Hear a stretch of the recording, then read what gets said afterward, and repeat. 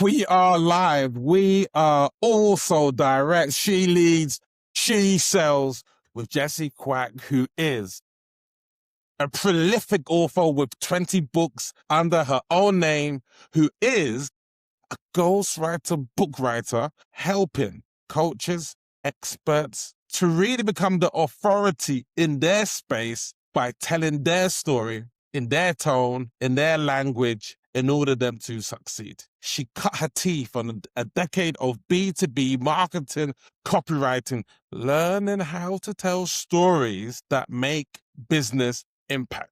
She's written book after book and she's helping experts do the same. She leads, she sells. Welcome, Jessie Kwak in the building. Speak to me, sister. Thank you. You make my bio sound so exciting. I love it. I appreciate it. This is what I do, sister. Look, I'm available if you need it. If you need me to give you an intro, I'll record one for you.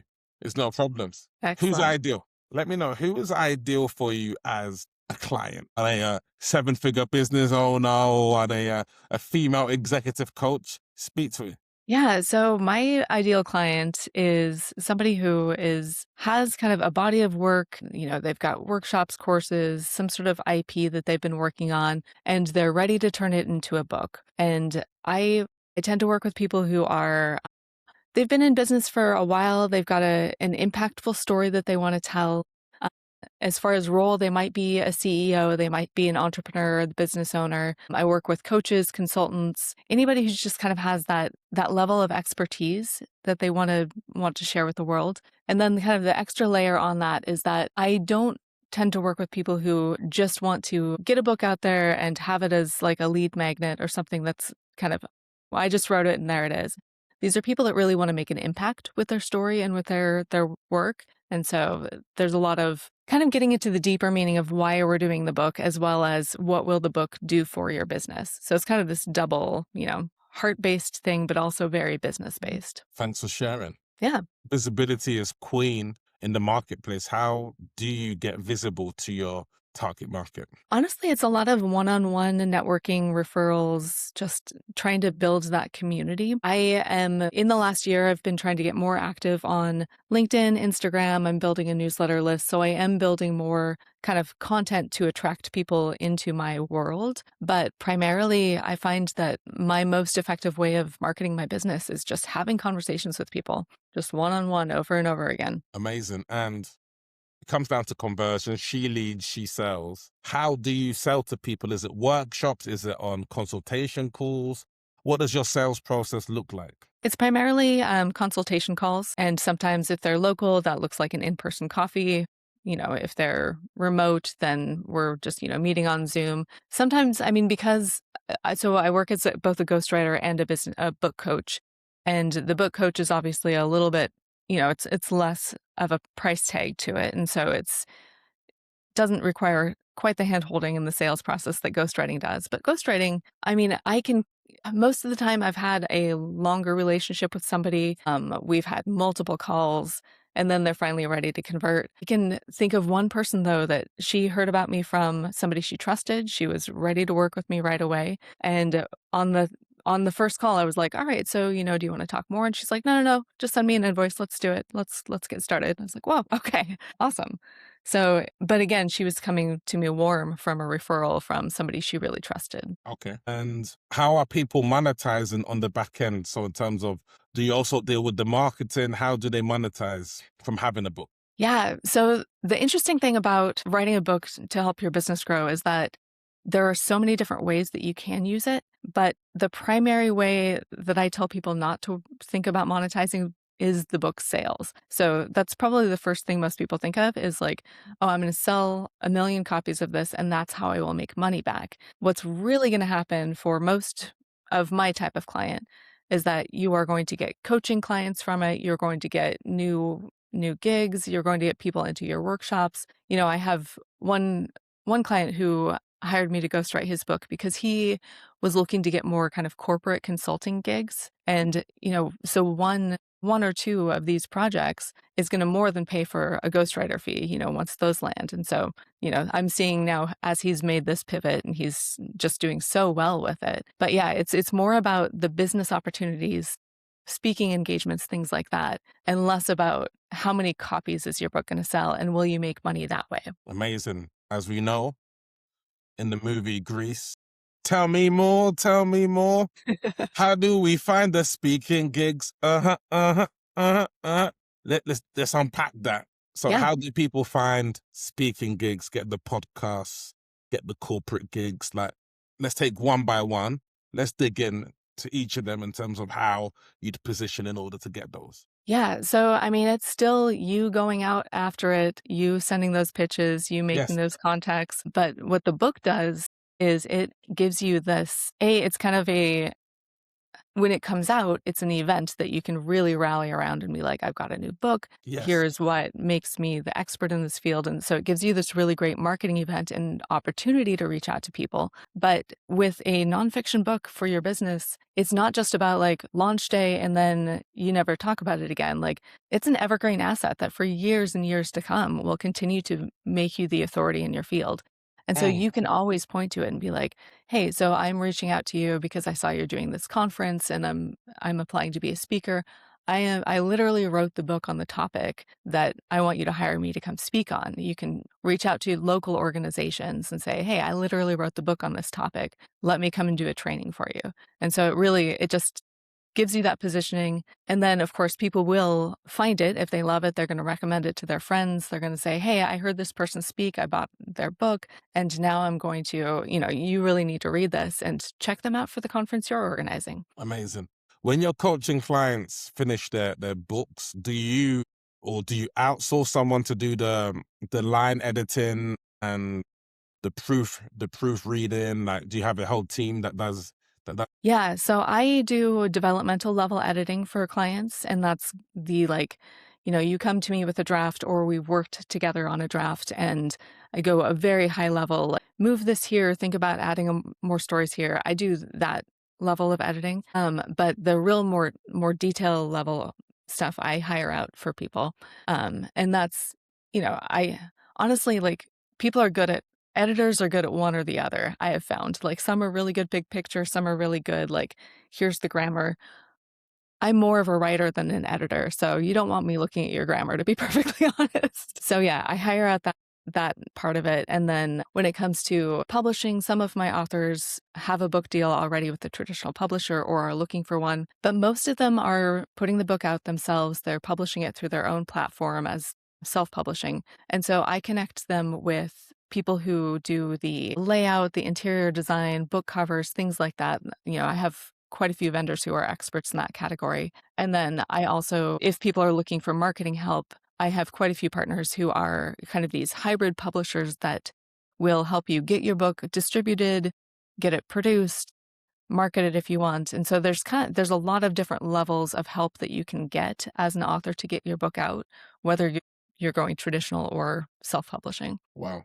You are such an amazing speaker. Have you spoken on many stages? You're a great speaker. Thank you. I appreciate that. I have spoken on a few stages. Honestly, I have been extremely shy most of my life. So it's only the last couple of years that I have been forcing myself out there and training myself to speak and seeking out opportunities to get on stage. And I would say, I think maybe 3 years ago was my first presentation in front of a large crowd. It was at a local writers conference. I was so nervous. I was sick to my stomach for the entire week ahead of time. So I've come a long way in the last few years. Amazing. Tell me a little bit about what you want your legacy on earth to be. When it's all said and done, how do you want to be remembered? I think I really want to be remembered for building community and helping people make connections. I love being the person who can say, hey, do you know this person? You definitely should connect. Helping more people tell their stories and helping more people get their truth out in the world. I think that's a very important to me. And so if I have to say, so my mom and my grandmother were both teachers, and Me too. oh really? Yeah. And so my grandma recently passed, but she left a whole bunch of essays that I helped my mom edit and we published. And all of her essays are about being a teacher and the students that she impacted and how important that was to her to touch all those little lives in ways that she taught me how to read. She was my first grade teacher. Mm. And so I think about that and how much impact you can have and not even really know it in somebody's life. And so I think if I get to the end of my life and there are people out there who maybe I've never even met who felt comfortable and confident to get up and tell their story and speak their truth and write their book, I would be very happy about that. Wow. I think now's the time, isn't it? Now's the time in this age of automation Hmm. that people to Yeah. speak their truth. Yeah, that's correct. We're in this age where more and more people are using AI to write their LinkedIn posts, even their books, and it's just you can tell. I think at first I was like, wow, AI is actually it's pretty decent. And now that I've worked with it more and more and more, I'm like, oh my gosh, you wrote your email with AI. Like I can tell I respected you as a writer, but you've got the it just has that like cringe to it now. And so I think How can you tell if something's written by AI, like in terms of, yeah, in your eyes? there are just some ticks that it does, like, and honestly, that's okay. It kind of has a little tone to it. There's, Okay, fair enough. Yeah. Yeah. it's not necessarily one thing. It's definitely not M dashes. I abused M dashes way before ChatGPT came along. So there are lots of us who overused the M dash before the AI started. But yeah, there's just like a little bit of a vibe to it. And I think the more you use it, the more you hear it when you're, in the responses you get, and then you're just like, okay, now I see it everywhere. Amazing. One of my favorite books. I'm not sure. Have you come across this one? Maybe, maybe I not. No, I have not.